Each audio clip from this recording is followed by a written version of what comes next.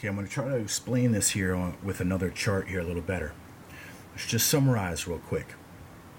What it's telling us here is that we have 7 separate 70 generation periods. And we know that these 70 generation periods, as I've already showed you, are about 5,000 years, which times up with a Mayan world age, which just so happens to end in destruction also, as it's associated with the serpent. So there's no mistaking that I'm showing you that those two are related. So from the time of the Eden event, because we're in Genesis, okay, at about the timing of the Garden of Eden, the Bible is recording that there will be 7 separate 70 generation judgments that take place. In other words, 7 separate periods of judgment have taken place since the Garden of Eden event that have been enacted by the vengeance of these guys right here, which are symbolism, furthermore, once again, for the fallen sons of God. Okay? Because if you watch the other series I told you, you will see all that information come to light.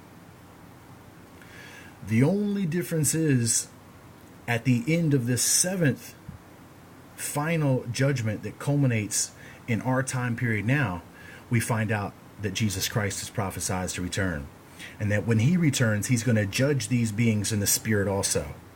And in this instance, these 7 separate smaller judgments are going to be enacted by these living descendants of Cain, or in other words, the Nodites, in other words, the Danites, in other words, the locust. There's going to be 7 separate world age judgments.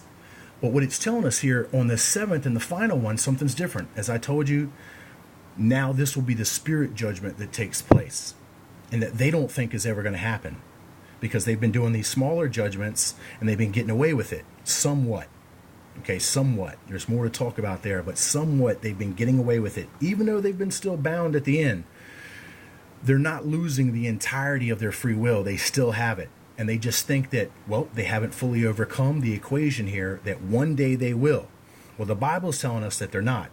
That at the end of this 7th final judgment that they try to enact, well, guess what? They themselves will be judged. And here's how I'm going to explain that. First off, I want you to see that I'm getting this generation understanding correct, because you didn't see this termed in generation in verse 24. You just see it termed like this: if Cain shall be avenged 7-fold, truly Lamech 70 and 7-fold.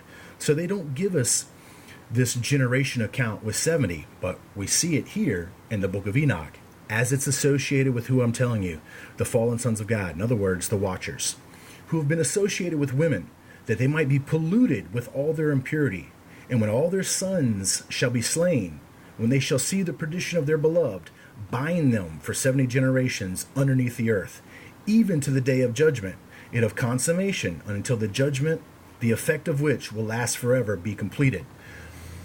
Well, this is talking about that special judgment at the end of a 7-fold, 70 generation period, of which we're about to go in now. And we find out that this judgment is in the spirit. It's not in association with the living descendancy of the sons of God. It's in association with the spirit descendancy of the sons of God. These sons of God and their sons, meaning the descendancy of the sons of God, when they shall be slain. So it's their spirits that the fallen prince plans on releasing. And that's where we're going to come into the talk of the Great Pyramid of Giza. As I told you, underneath is the repository for these spirits. Well, the fallen prince believes that these spirits will be released with him when he finally gets that body. And he plans on giving a body to all of these other spirit beings also. Well, the book of Enoch is basically telling you that no, that's not going to happen.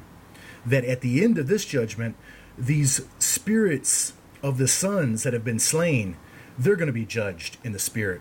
They're not going to be able to make it past this, that this is going to be the final time, and that these guys are finally going to get what they deserve. The Father has given them enough time to repent. They haven't repented.